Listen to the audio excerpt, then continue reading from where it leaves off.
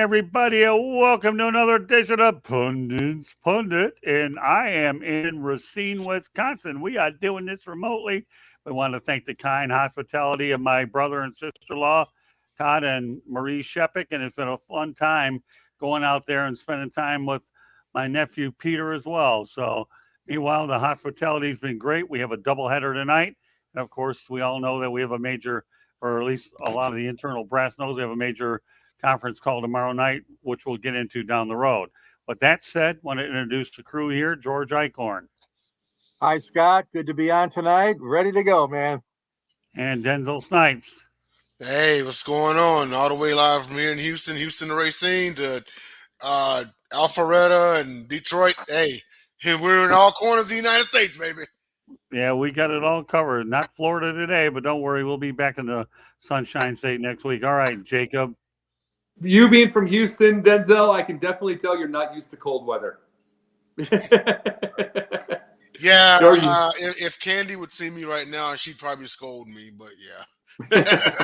No, she probably might at some point. Her phone does work, even if we're doing a very different setup here. Hey, I'm surprised you two Detroit boys aren't scolding me right now. Like, you're in Texas. Come on now. You don't know cold. Let me tell you something. You know, I'm born and raised in Metro Detroit. I've been through the rigors with all the cold weather. And thankfully, when I come up to these parts, I only have to go out there and rent it for about a week, and that's about it. So, you know. Hey, I can definitely say that. I'm like, hey, man, those two guys, they're from where you can actually ice skate to Canada if you wanted to. They know cold. No. They're ice skating to work. I'm not so sure about ice skating from Wisconsin all the way to Canada. I think Detroit to Canada is a more realistic situation. Yeah, that's what I meant, Detroit to Canada, yeah. There you go. Let me point out, folks, that the audio version of Pundit's Pundit can be heard on iHeartRadio, Apple, Spotify, Google, or wherever you get your podcast. So please hit the red subscribe button on YouTube, South Florida Tribune. Okay? We're striving for more subscribers. Please also comment, like, and share the broadcast. Want to finally read slow for nobody can say I'm talking too fast. Want to be a guest? No problem. Go in the chat room. That's one way to do it. Or send your topic ideas to southfloridatribune@gmail.com. If you want to advertise cost efficiently, give me a call at 954-304-4941. We are live on Facebook, LinkedIn, Twitter, and YouTube. Now available, my book is called Lessons from the Microphone. Okay. Tuning into the enduring wisdom of visionary leaders. Available on Amazon or Kindle. Also, check out sidelinesports.com and you'll be able to see some of the material that's up there. We're actually helping build that site. So kudos to Candy Ebling for doing that. So with that said, okay, I'm going to turn it over to Denzel Snipes and he can take over. Go ahead, Denz. Or maybe, like it could be like the Twilight Zone, like I've been watching as of late, a lot of, from the 80s version, not the 50s version, the 80s version. And, if you can listen to this on one of those 1984 Walkmans, but if you do so, the spirit of Jacob's dead dog is going to come through the speakers and haunt you. Okay, just kidding. I don't have a dead dog. If you're going to start talking about Walkmans, you better talk about 8-track tapes because we had them back then. Yeah, that's another story for another day. I got you though. I got you. Yeah, that's where all this gray stuff called being on the face comes in handy, and I don't show the top of my coconut. Otherwise, I divulge a little bit more gray. But you're going to talk about Walkmans. You got to talk about 8-track tapes. No, they tracks. No, I got you. Okay. Yeah, and also, we're live on my Twitch right now, so you can catch me on Twitch at Denzel Sniper 13. Jacob's got his Twitch also. I'm also live on my Facebook, and also follow Sideline Sports on Facebook, YouTube, Twitter, X, whatever you want to call it. LinkedIn. We got great shows, great material every week, all week. So please hit the like, subscribe, notification bell on YouTube, and hit that follow button. Now, let's get down to business. So, our first topic is quarterback Tim Boyle. There's a little interesting situation here. Those of y'all who don't know who Tim Boyle is. And I can about guarantee you, I can about bet my next paycheck, you didn't know who this man was entering in, 2-3 weeks ago. So he's the current quarterback of the New York Jets. So starter Zachwilson was benched because, not enough of a spark was being generated. And the Jets are looking at kind of staying alive in the playoff race because, well, there was the advancement of A-Rod's, injury recovery. He actually had just gotten cleared to return to practice. And tune into the Gauntlet on Fridays where we will be talking about that as well. But who Tim Boyle is? Tim Boyle is an undrafted from 2018 out of Eastern Kentucky. Spent time at UConn, and then he transferred over to Eastern Kentucky. Tim Boyle has been a member of 4 teams: the Green Bay Packers, the Detroit Lions, Chicago Bears, and now the New York Jets. Right. Tim Boyle, these are his stats so far in his pro career. He's 4 touchdowns to 11 interceptions. Journeyman backup, middling backup, or whatever. That's kind of par for the course, right? Now, here's the real kicker. You want to know what his college stats were? Oh, even better. 1 touchdown pass, 13 interceptions. At UConn. So with that being said, now I get it, okay, because Mattcassel actually never started a game at USC. But at least he turned out halfway decent. He won 11 games for the Patriots in 2008. He also took the Chiefs to a 10-win season in the division title. But Boyle hasn't even so it really raises the question about the good old boy system in the NFL. Jacob, take it away. Your thoughts on this? You know something? There's these things I was saying a title tonight, guys, Scott and George. I was thinking of something. I said, what's old is new again? It's because I think of an old quarterback from Atlanta named Kim McQuilkin. You guys remember that name at all? He was here's what's funny. One of the absolute worst natural quarterbacks in Atlanta history and in NFL history. And everything else he did in life was amazing. Like I'm not kidding you. He headed up a toy company. He was the head of Cartoon Network. I mean, everything else he did in his life was amazing. But then he was Atlanta. In Atlanta as a quarterback in those days, in the late 60s, early 70s, awful. Like you are talking about, they kept trying to get him out. They just have to get, because there was something even worse than him. And it's like, that sounds like a good old boys network only, except for the fact that there wasn't that many great quarterbacks in those days. Mm-hmm. Like in the 60s and 70s. You're picking out, remember, johnnyunitas' backup was earlmorral, which you look at his stats, he had great games for that moment. His stats weren't great.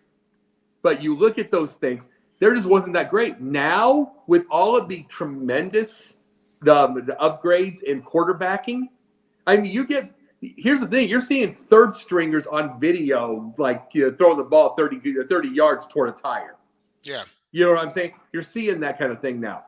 And yet, you're getting Tim Boyle starting on a Thanksgiving Day game. Now, before you continue, on the topic of quarterbacks from the 1970s, especially particularly Atlanta quarterbacks, they had not the late 70s, early 80s. They had Steve Bartkowski, but he was at least good enough to get them to the postseason. Buckhead Bart. Called him Buckhead Bart. Here's the thing. They called him Buckhead Bart because he was all the big partier. Then he became religious. Oh, wow. So he became religious. So you know something, it was like one of those kind of things, So the biggest thing is, he got him to the playoffs, and he was fine. He was really fine, and he did pretty well for the team, But I want to go to Kim McQuilkin real quick, what his career stats were. Not kidding you. 2-5 career record, 108 out of 108 completions out of 272 throws. And he was everything, 39.7%, 4 touchdowns, 29 interceptions. That was, his last year was 1979, but I'm just saying 60s, 70s, whatever. But everything else he did in his life is amazing. But see, that was that day. NFL didn't have that many great. You had your star quarterbacks, your backups were there. But what's old new again is you get a Kim McQuilkin now. Because you had the 1-13. How did he make the NFL? That's a good old boys network. No question, the dad knew somebody. in that era and to go get him. And it's like, that kind of stuff's got to stop, because right now the NFL is basically, what's a way to say this? They're just kind of floating on a wonderful time right now. They're getting record numbers. They're getting everything. It's going to get to the point people are going to stop watching, because they're going to find their own entertainment somewhere. And they're going to have to stop doing that, especially with the great amount of quarterbacks there are now out there. Yeah. You know, in an era that's got, you know, the Mahomeses, the Allens, the Hurtses, the Tuas, you know, Watson's whenever he decides to get it back, you know, up in rookies like Stroud, you know what I mean? And these were guys that had to literally grind to get to where they are even at, to even like see the field. Oh yeah. And this yeah. is And what raises the question of, how did Tim Boyle even get a job? I mean, I'm not going to go as far as saying he shouldn't be playing football. He might actually fare pretty well in the XFL or the USFL. Absolutely. But it's like, and see, I used Kim McQuilkin tonight because I was almost about to say Milt Plum from Detroit. Oh boy. I was about to say him. But he used at least 122 touchdowns, 127 picks, which is kind of par for the course in that day. This was he played during a time when you could basically molest a receiver and get away with it. Mm-hmm. So he had an all right career. You had to go get in comparison. So I used Kim McQuilkin because those numbers are bad in any era. 4 touchdowns, 29 interceptions. But you would think that that's long over. No, because then you get Nate Peterman, who once got 5 interceptions in the first half. He's had 3 interceptions in the first half 3 times. Yeah. And it's like, so we still have this. So what's old is new again. Yeah, pretty much. I want to swing it over to George. And you know what? Speaking of, like, you know, older, you know, quarterbacks from back then, you remember a guy named Bobgagliano? As a matter of fact, I do remember him too. Yeah. Would you say he was halfway decent? At least better than the men that I've seen a whole Jacob lot mentioned? worse. Yeah. Yeah. Yeah. We had a lot of them. Well, I'll tell you what, one thing that you guys did not mention is that in 2017, when Boyle played for Eastern Kentucky, he did have 11 touchdowns and 13 interceptions in 2017. So that was his last college career year. So he did show some signs, even though it's not a whole lot to work with, in that year with Eastern Kentucky. But yeah, who's Eastern Kentucky? Anyways. Well, George, let me ask you a question. Do you know where Eastern Kentucky is located? Do you know what their name is? No. Well, it's the Eastern Kentucky Colonels, and they're right off I-75 below the University of Kentucky. I was going to say, when I went to visit the Colonel one year, my wife and I, we probably drove right past the university to go to the KFC, Kentucky Fried Chicken Colonel Museum. But getting back on point, this is a problem because you guys are spot on. These guys are bouncing around from team to team, second string, third string quarterbacks, and it is not right. I agree totally. We've got so many young quarterbacks that are playing the college game and playing decent football. And we all know that the big ones are drafted. Okay, we know that. Stroud, Justin Fields. I mean, these guys are all taken, as we know, mostly early in the draft. But there are other quarterbacks that deserve to be drafted a little bit later, or they could be assigned as free agents.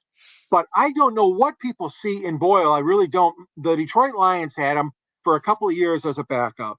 I know he's a good guy in the locker room. I've heard that.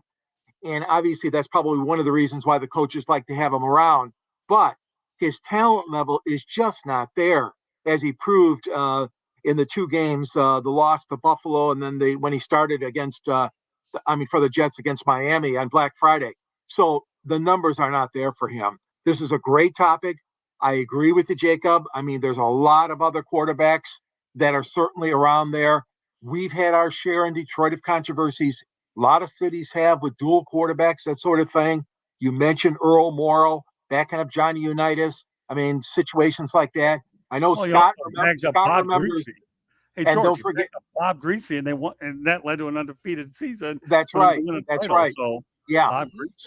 So what you're doing is you're not really preparing your team to have somebody step in and win.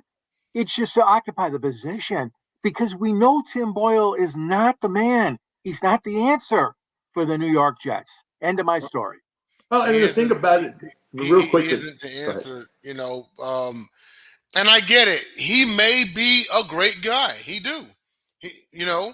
But any coach will tell you great guys don't win ball games. Great players do.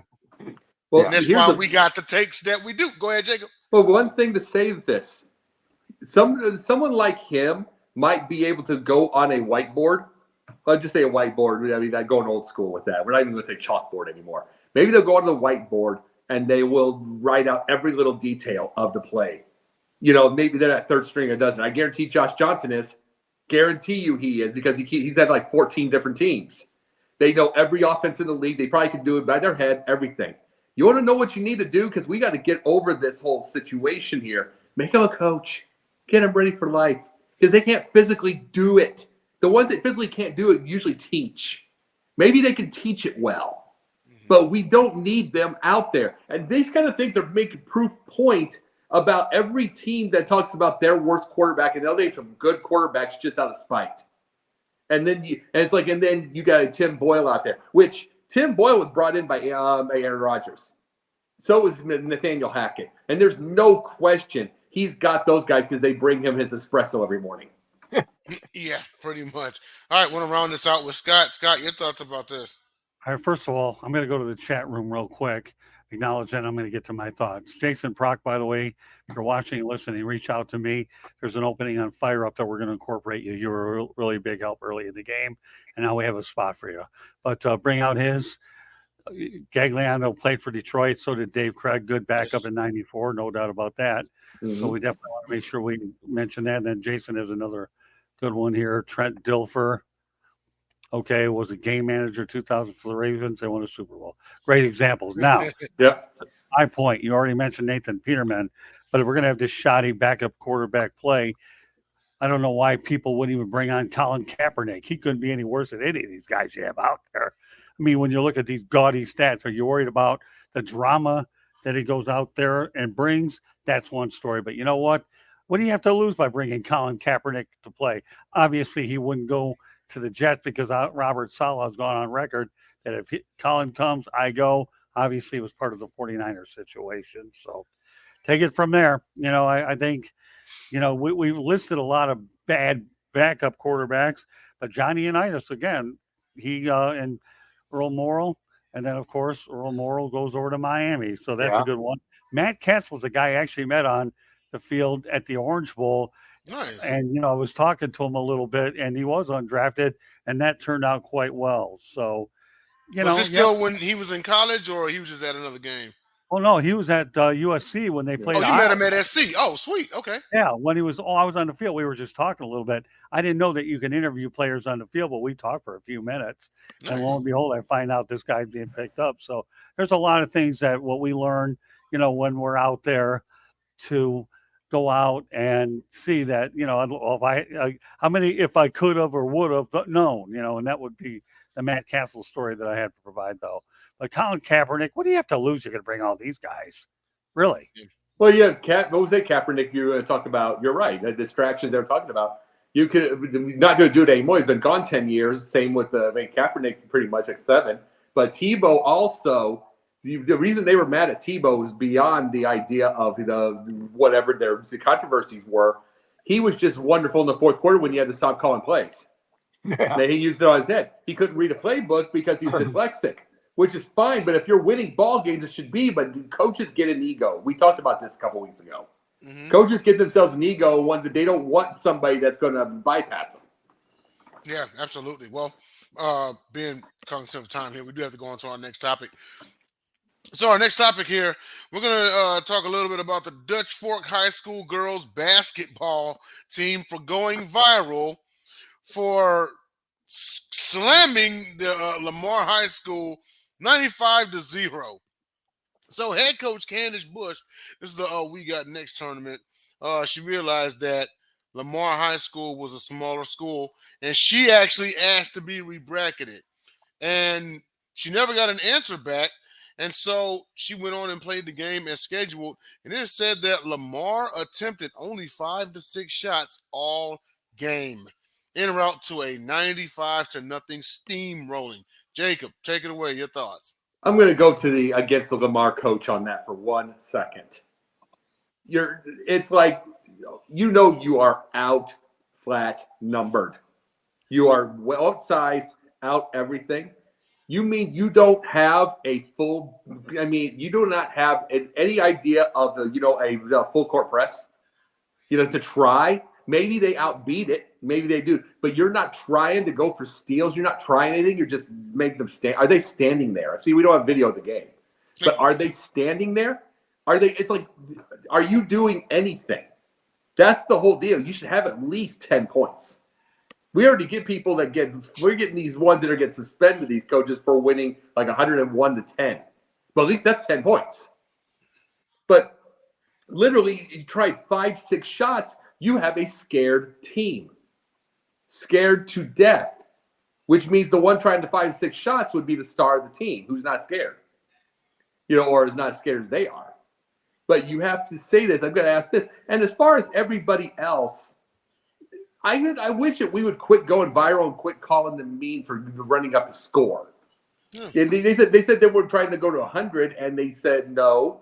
But it's like, I wish it gets, because guess what? You are playing the team you've got to play.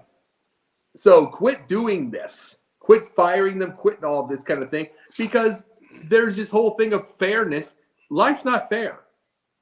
And if they asked to be re-bracketed, then they did their job. The lady did their job. The coach did their job. Absolutely. So she asked that she did her job. You didn't get back to her. Yeah, guess what? There's nothing you can do. So it's like, I'm not going to get over them. I'm not going to get over them for that, over her for that. Not at all. I wonder if they won the tournament. Who knows? But I'm going to get all over that losing coach, because get a full court press, get something like that, get a couple of 3-point shooters, just try anything, because you had a scared team there, and that's up to you to get them in there, to get them. They're working as hard for all. Let's see, it's 8 minutes. It is 8-minute quarters, and I believe so. That's 32 minutes. Mm-hmm. So if you got 32 minutes, you got to get them to play every second. You can get 10 points out of that, even if they're smaller. Even if they're smaller, absolutely. I mean, you're going up against a superior school, but there's no excuse to get to be shut out, literally shut out. I mean, we watched what was it? Who was it that played Florida State a couple of weeks ago? Even they got like a 14-point lead on them, Yeah. Before Florida State came back and eventually won, but it was South Alabama. Yeah, even they went up like 14 on Florida State, right? You know? You have to instill. It was almost like they quit before they got on the field, on the court, and that falls on the coach. Well, that's scared. It falls on the coach. It's like, that's one of those where if you're the right coach and you're a good coach, they're playing hard all 32 minutes. They're way outnumbered. They're outclassed. They're out everything. You play hard. And that's on the coach. The coach obviously did not put that on them at all. Yeah. Well, I want to swing it over to George and get your thoughts about this. 95-0, man. I mean, what do you say? Well, it's obviously a wipeout. It's incomprehensible. When I saw that score, I couldn't believe it. Really? When we were in grade school, there were things called the mercyrule, and I know they don't do that very much anymore in school. Sometimes they used to, though, in high school and baseball or football, but it bears repeating that this Dutch Fork team is obviously very good. But the team that they played with Lamar in South Carolina, they obviously didn't have much going for them. On one hand, I could say, yeah, hey, if it was a competitive game, but we don't know because we don't have any film footage. We don't have any stats, but it just is, it strikes me as being not unsportsmanlike because the girls probably played their hearts out, at least on one end of the court. I just don't know how a team could be held scoreless in a basketball game. I mean, I just cannot comprehend that unless you have kids that unfortunately just don't know how to play. And I mean, some schools field teams, we know, and they have losing records, but I've never heard of a wipeout this bad before. So with that being said, I just say a very, very unusual occurrence.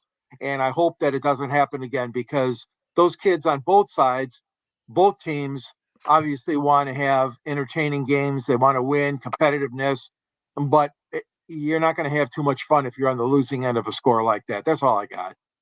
Yeah, no, absolutely. Again, you got to be a little bit more prepared than that. You got to at least, go, because even in a losing effort, if you show some type of fight, it's only going to make you stronger. But I want to round this out with Scott and get your thoughts about this. 95-0. What you think? Yeah, well, here's the thing. I'm not going to spend too much time on this topic, and I'll tell you why I'm not going to do it. There would have been an easy answer for all this. You know what that would have been? Forfeit. Yeah. I would forfeit. That's the way I look at it, because you're going to get this kind of an effort. Then what can I tell you? So I would just forfeit the game if you're going to run into that particular situation. I mean, listen, I love the topics that we have. It's okay, and sort of bringing up a few of them here and there. But when you have a lopsided score like this, where there's no effort on the other side, and the other one feels bad, forfeit the game. Yeah, and you're right. You're right on that. But I'm like, again, and you're correct, Scott. My main thing is, I just want to know. See, when I see these bad, I've seen kind of this, and I had to study it. When you see teams this bad, and they're all over the country in some certain way. There's always, go to Max Preps. It's a high school rankings. You're always going to have, it's like 330 teams or something. It's always the 330th. Right. They're the ones that have won 5 games in 10 years. They're just. I mean, when I saw this 95-0 score, I would rather eat my own cooking on my worst days than watch this, because that's not appetizing. Oh, absolutely. But when I see those teams, like I was bringing up, that's the dead last 5 wins, 10 years. The thing that I notice about it is just one coach after the other, and I don't think any of them care. Right. And George, I think they're just handed. About the mercyrule, yeah, I remember those days too. So, Yeah. I mean, the only time running it up has ever made any difference was when you're looking at college football, where before you had the actual committee deciding where margin of victory was important. That's the only time when it's ever made any sense, or I understood why it was done. But now, not for this. These are Not for this at all. Yeah. Well, let's move on to our third topic, and that is Drusmith, who's actually going to end up missing the rest of the season for stepping on an elevated part of the court. Real funny situation. So he was injured while contesting a 3-point shot. He fell on a 10-inch drop to the floor, which is a considerable distance. He fell down. He actually twisted his knee. So the Heat actually never formally filed a complaint, but they did verbally complain to the league. I imagine that something else is going to come about this. I'll say this much and I'll pass it to Jacob. If you have players complaining about the field in football, and as of late, it's been, fields like MetLife Stadium has been the biggest suspect thus far this year. It's right where A-Rod tore his Achilles. Other people have gotten injured on that turf as well. They for sure will do it about a court on a non-contact sport like that. So, this is actually inexcusable to whoever's out there performing maintenance. Why is there a lump on a floor? Like, I imagine how it must look, and also for sure how it must feel. But I think some sort of action actually should get taken from this, because this is somebody who, because whenever you go out there and play, you're expected to play on a level plane, on an actual level playing surface, and not all lumpy and stuff everywhere. It's one thing, like back in the 90s when, like, the rare time it rained at Candlestickpark, and the field would get lumped up, but it would get lumped up because, like, they would run and the grass and the dirt would turn all clumpy and everything. That's one thing. But it's another thing for something to just naturally be like that before you go and start playing. Over at the last duty station that I was stationed at, they actually had to redo their track because it was hilly, and that's where we performed all our PT tests. So yes, things like this are important, as trivial as it sounds. But I'll swing it to Jacob first and get your thoughts about this. You want to know what Drew Smith, and before I bring this part, I'll say this part here. You want to know what they noticed. They actually, this is where I was talking about, should they sue? Here's another thing that was. Someone tried covering that area with a piece of paper. They tried covering it with a piece of paper. He stepped on that piece of paper, which went down the minute he went there, and then he had the twist on that thing. It was someone tried covering it with a piece of paper, so they knew it was there. They didn't do anything about it. I compete like he's like what is he, like 6'10"? I mean, like he's not going to do like that's not going to cave. But you want to know what happens with something like this, and they leave with the maintenance people and everything. It's the whole thought process of they're millionaires. Oh, they can handle, that kind of thing. They get paid. They get guaranteed money, all that. You want to know what his guaranteed money is? $425,000. He had a 2-year, $3.9 million contract, which he gets injured, that's not going to hold. Yeah, he's done. Yeah, and it's not going to hold, and it's like you're going to get maybe you get insurance, and you get that kind of deal. But people don't understand the idea of the business side, and then you get maintenance people who are the everyday people who hear about the contract numbers and think, this ain't going to hurt anything. We don't have to worry about these things. We don't have to worry about slippages. They're big guys. They can take it. Yeah, they average 6, 7, 8, but that's not the point. That's not the point. Those are the ones that get hurt the most. They don't get the understanding, and it's like the vast majority are like Drusmith, and even less because those are G leagues. Mm-hmm. The G leagues would love a 2-year, $3.9 million contract. Absolutely. But I mean, the minimum in a G league is $40,000. You can get $150,000, maybe get your thing, but you get your end. But I mean, they would love that. But it's like that's the vast majority of NBA players. So you got to protect everybody, not just what you think. Yeah. So those are Yeah, and should there be legal action taken? It's arguably, I don't know how far it's going to get. They actually may end up settling, if it goes that far. I think they may end up settling, taking into consideration that he won't get to play out some of his contract because of that, and his guaranteed money is only $425,000.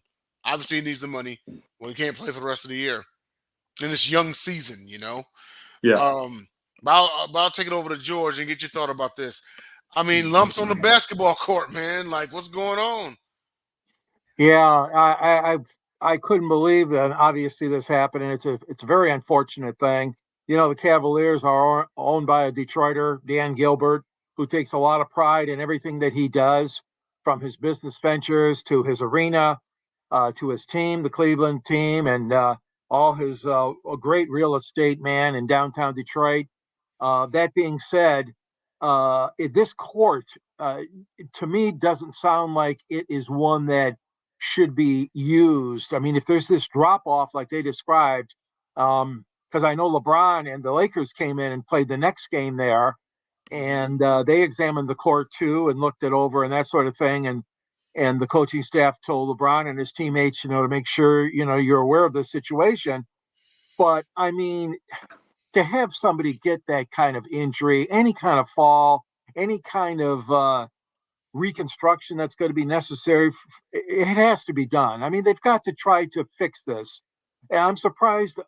I'm glad, but I'm surprised that it hasn't happened already, because they've had this. I understand this court's been around for years in Cleveland, but the bottom line is that this young man's dream of playing in the NBA, this young man's vision of being a pro basketball player is now really severely limited because of this injury and because of what happened there. So all I could say is, to me, it's mind-boggling in the sense that knowing Dangilbert, he's quite a man and he's quite a perfectionist in what he does, but there's something to be desired here. I'm sorry to hear about this happening, and certainly the Cavaliers have a right to protest to the NBA, as I know they have.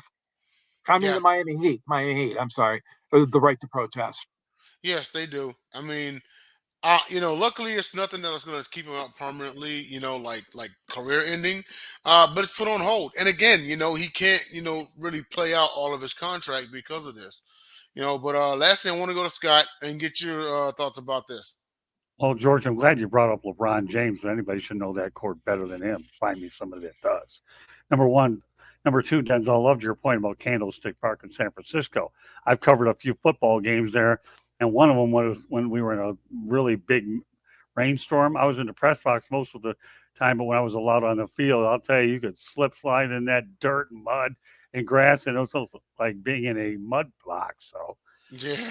Oh, I think you yeah. have to. I think people have to understand too that it is a responsibility of the home team to make sure it's safe for everybody. But the unfortunate part about it is injuries do happen. And how many multi-purpose arenas do you have where you have hockey as well as basketball, where there'll be moisture and slipping and sliding all over the place? So I get it. You do what you've got to do. It is unfortunate for this young man that he's going to be out a little while. But by the same token, I don't think it's a means to all ends. I mean, at least with the NBA, you do have guaranteed contracts, and they'll have to just play himself back into shape. But look at all the career-ending injuries that I've seen over the years, whether it's Mike Utley and the list goes on, that happen just because they happen. And sometimes, and the worst thing over the years was, what about astroturf? Okay, how many times have we talked about astroturf? What are you going to do? Sue every stadium because it had astroturf for every incident? You can't do that. So, I'm not trying to downplay the significance of Drew Smith. I'm trying to look at everything in its entire perspective. The injuries happen. They're unfortunate. You're unlucky. AstroTurf. But what are you going to do? It's part of competition on any level. And here, real quickly on this, let's just say all four of us pulled money together and bought a team. Okay, let's just say the team. We'll just say it for a second here. I'm going to say this. Wouldn't the first thing, let's just say it's the Colorado Rockies who are terrible right now because, the new owner, that kind of thing, whatever. Think about this for a second. Wouldn't the first thing we'd want to do is, it sounds so basic, but wouldn't the first thing we'd want to do is get the very best field imaginable whatsoever? Because think about these things. This is a lot of things. There's a lot of things that billionaires do not put together. They don't put two and two. They look at the now. Here's the thing you want to look at when you would want a big time deal, like say go get the Colorado Rockies, the field. You get the field. Okay, you're gonna win your 50 games for a couple of years, but then you're gonna get some. You're gonna get some free agents. Guess what? You get the free agents and that free agent, and then you get Ohtani.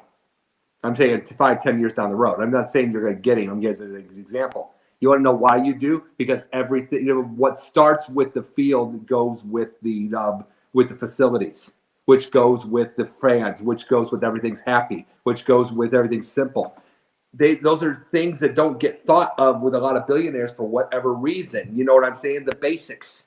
Mm-hmm. I would absolutely positively want to see the very best field, court, everything, even the start, and put all my money into it. Because if a player knows they're not going to get hurt there outside of a freak accident, you're going to get a good chance. Yeah, but Jacob, hold on for a minute before we go on to the pundit's point, okay? Mm-hmm. You can say that all you want, but we're trying to get field turf, right, where, what is it, a combination of rubber, then you put dirt on it, which we think is the safest. But who's to say that hasn't prevented injuries either? So there's so many variables, and you're talking about turfs. AstroTurf wasn't a variable. Let me tell you something. I had some knee issues when I was over at the Metrodome and had some swelling in my right knee. And for a lot of Detroiters, Billy Sims' career ended at the Metrodome. And I can tell you how many times I was at the Pontiac Silverdome standing on that stuff. And all that is AstroTurf to concrete. Don't tell me you're going to avoid injuries there, which is why they've had to make significant changes. So it's unavoidable. The surface is what it is. You need a little bit of luck, and football especially is a physical game. So you got a lot of big guys piling on top of each other. What are you going to do? Oh, I just know, real quickly, just 2 seconds.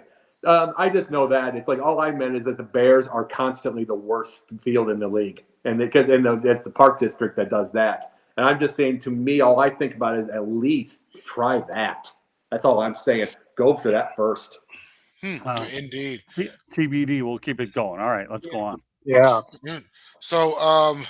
So now it comes a part of the show called our pundit points. And so that's where we go around the board and have a quick point, get off our chest, talk a little bit about it for some seconds, and then go on to the next analyst. So my pundit point for this week. So the numbers came in from last week's Michigan-Ohio State game. It drew 19 million viewers, the most for a Michigan versus Ohio State game since 2006, where Ohio State won 42-39. That game had a matchup where Ohio State was number 1, Michigan was number 2. That game determined the Big Ten champion, and it was during the BCS era. There actually were voters who thought that Michigan deserved a rematch for the national championship playing Ohio State. This past weekend was the 5th meeting where both teams were 11 or better. It was the most watched regular season game since LSU at Bama 2011, the game of the century, where number 1 LSU beat Bama 9-6 in overtime. You got to be great. You got to feel great about these ratings and everything, especially with college football. A game with Michigan, Ohio State, it'll never, and Scott, George, you all being from Michigan. So I know you've seen how serious, like in person, this could be, and just how big this is. It's just like, it's one of those situations where it's like no matter who wins, the viewers win. So, but no, much shout out to the biggest, if not one of the biggest rivalries in sports. Jacob? See, I was going to start this pundit point out exceptionally angry. That's where I started when I saw this a couple of days ago. But the way that this story has built, all I can do is laugh now. This is to Karan J. Phillips, who blocked me before I could even say a word to him, and Deadspin. The story goes, Karan J. Phillips and Deadspin decided to get, like an 8-9-year-old kid was in the Kansas City Chiefs. He was in the Chiefs stands with headdress, and he was going to be, it was black and red face paint. He's doing his Chief stuff. He's being a fan. Oh, here comes Deadspin deciding to do one angle and the black side to be able to call the kid racist. Mm-hmm. Of course, everybody showed the real thing. Okay, and then this backfire really came bad, because then they found out this family, the kid and everybody, is part of the Chumash tribe. They are Native Americans, and they do that thing. Oh, even worse, the grandpa is part of the tribal council.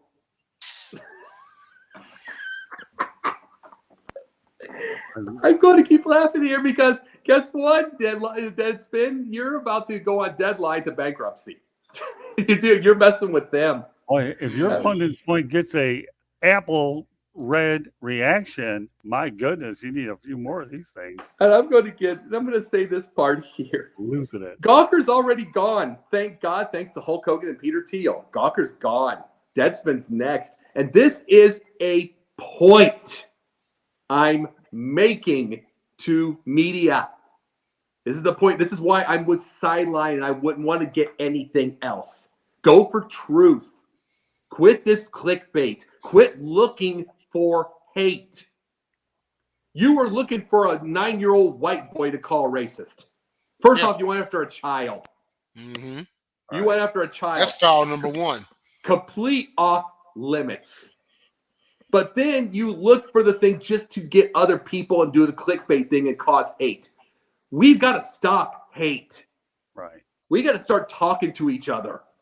We got to start doing all this. Yeah, we know there are bad out there. We know that there's everything out there. Guess what? There's great people in this world. Great people in this world, and there's bad people in this world. Here's an idea. And I'm going to say this to Karan J. Phillips, the coward who blocked me before I could say anything. And I'm talking about even trying to respond to him. I was blocked. So I'm obviously known on Sideline now. I was blocked. So here's the thing to this. Let's get off your computer screen. Go to every part of the world, from the big city to the small town. Get to know the world. I'm talking everyone. White, black, Native American, Chinese, all of this. We've got to stop being stupid. This whole thing here, Deadspin's going to pay for this, especially if you're dealing with the tribal council. Oh, yeah. And you went after a child. So, but good for them because they've been horrible anyway. But this should be a lesson to all. Knock it off. Let's get some real news back. And I'll say this. Let's say it. Peter Jennings, Frank Reynolds, Walter Cronkite, start over. Let's get this. Whoever they are, whoever the next versions of those are, start over. Let's get some news. Let's quit this garbage. Agreed. Agreed 100%. And the fact that he couldn't even hold himself accountable and say, hey, I may have made an error. So he goes and blocks you. And you know what? To my knowledge, he has yet to issue a formal apology. Oh, by the way, he also deleted it. He called it bullied into deleting it. He deleted the thing, but he's no formal apology. But he was bullied into it. Yeah. Yeah, right. This one's gonna get ugly here in the next few days. George, what you got, sir? Well, you were talking about some great ratings and obviously some great television numbers for Michigan and for Ohio State. But how about this number? And I hope the mayor of Oakland, his story still will not die because they're trying still to say they want the A's, which we all know is a real joke. I looked at the attendance figures provided by MLB. Dead last, we all knew that. Oakland drew 832,000. Now, guys, 832,000 the whole year, which averages 10,276. Come on. I mean, you've been given all these opportunities year after year after year. We've had different mayors, you had different city councils, you had different planning groups, and yes, even a couple different owners of the A's. But I mean, there was no support. In fact, those numbers were helped, as we know, by a couple of last minute promotions and incentives for fans to go out there and see the A's. And then, as Scott told us all along, Miami Marlins are the second worst at 1,162,000 fans. That being said, their average was much better than Oakland's at 14,000 average. But the fact of the matter is that putting teams in California and Florida, you would think would be an automatic sell. But there are things that happen and circumstances that arise that's not always the truth, as we know. And we've talked about this before on 108 Stitches and locations of stadiums and fan support and promotions and marketing your team the right way is so very important because, as we know, the fan dollar can be stretched only so far. And there's multiple entertainment options and venues out there that is taken away from sports. We all know that. Concerts and music festivals and everything else. But the fact of the matter is that you got to step up your game. If you're a professional team, you've got to step up your game. And obviously, the Oakland Athletics did not do that. Sad to say, they're losing the team to Las Vegas. But the bottom line is you cannot rest on your laurels. If you're owning a pro sports franchise of any kind, any sport, but especially baseball, you've got to work at it. You've got to develop that fan base and market your team the right way. And maybe they won't be as large a draw as, let's say, the LA Dodgers or the Yankees or Boston or somebody, but you could do it if you really have a game plan. And that's my point today. I just want to say that Oakland, you did not have a game plan, and unfortunately, you're paying the price. I think they were kind of relying on Major League Baseball because they had such a storied history in Oakland. I thought they were thinking, well, the majors would never let this happen, And this just screams desperation move to me because, well, in the last 5 years, they've lost the Warriors. The city of Oakland has lost the Raiders. And now they're about to lose the A's. There literally will be no sports team in Oakland outside of, I don't know, some AAA team or some minor league squad. But think about that. In a span of 5 years, you lose all three. Now, the Warriors is not so bad because at least they're over the bridge in San Francisco. But still, they were right here in Oakland. They were right there. You managed to lose them. And then you let the Raiders walk to Vegas. Right. And now you're about to let the A's walk to Vegas. Yep. So it's too little too late. It's too little too late for them. But I want to round this out with Scott and get your pundit point. What you got, sir?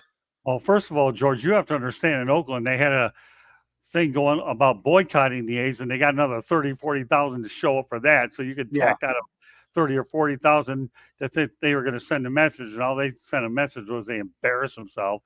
Number two, the Marlins situation is different. The Yankees drew 100,000 for a weekend, so that helped. And they had a healthy Miguel Cabrera, so that helped the Marlins numbers. We'll see next year.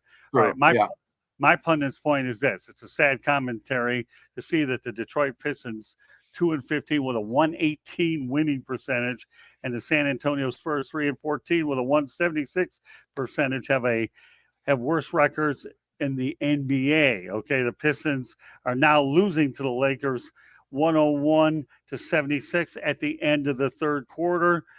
And you know what? That 14-game winning streak is going to become 15.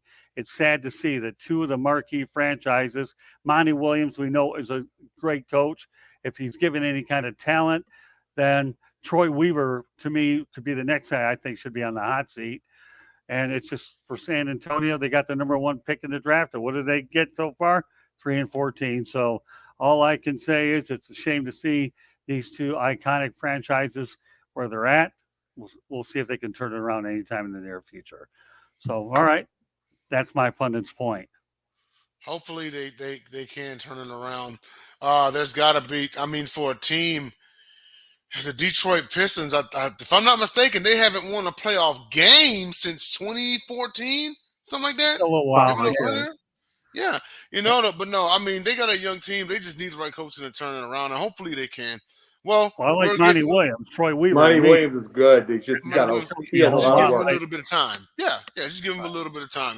Trust the process a little bit. He was very upset about the loss the other night to the lowly Washington. The Bullets. Why not the Bullets? I know. Program, just want to make sure everybody understands that following Pundit Sports Exchange is at the top of the hour. So, you can flip on over. You'll stay on with us. And we have two shows tonight here live from Racine, Wisconsin. All right. With that said, I'll take You got over. it. All right. Got it. We're in the last leg of the show. Carry us to the finish line. Thanks, Denzel. All right, George, let everybody know quickly how they can get a hold of you. Yeah, you can read me at the South Florida Tribune and drill down to the Motor City Tribune. And at the end of my column, there's always a link to the book I wrote on Detroit sports broadcasters' history. Scott's in the book, I'm in the book, but more important than us is even our great guys like Ernie Harwell and Bud Lynch and Bruce Martin and Van Patrick and just great broadcasters in Detroit sports history. There's a link at the end of my column. You can reach me also at gicorn@yahoo.com and on Twitter at SandGSports99. And follow me on 108 Stitches, Inside the Pigskin, and this wonderful show, Pundit's Pundit, the Sports Exchange, wherever Scott needs me. Happy to be part of the scene, and great show tonight, guys. Appreciate it. All right, Denzel, you're next. All right. Well, outside of catching us, and we will be back next Thursday at our regular time for Pundit's Pundit. Same time, just our regular day on Thursday evening. But outside of that, you can find us earlier tonight. We had our episode of NFL Week 13 picks. The Gauntlet presents Picked Off on Sideline Sports. So definitely, follow Philly Jim on on YouTube, also known as James Tatum, and you'll find the episode. Also, find me on YouTube as well, Denzel Snipes, and also Denzel Sniper 13 on Twitch. It's on there as well. Also, the Gauntlet Fridays at 8 p.m. Eastern Standard Time, and Top Rope Talk. The Sniper and the Pundit presents Top Rope Talk. Just this past Monday, we had a Survivor Series recap episode, so please go and check that out. And of course, tune in because we've got heat for you every single Monday evening. Jacob. Jake the Pundit on Twitter, not X. Sorry, not yet. Jake the Pundit 1 on TikTok. 5 shows between Sunday and Thursday, and the 6th show off the bench. Plus, I do some writing. Plus, I do some acting, and there's a lot of stuff I do and other stuff that I do also. All right, well done. So just let everybody know that you are watching Pundit's Pundit on the South Florida Tribune YouTube channel. And as Denzel said, we will be back at our normal time next Thursday. We're just fortunate enough because of the travel situation for us that we wanted to get tonight in the Sports Exchange on a doubleheader.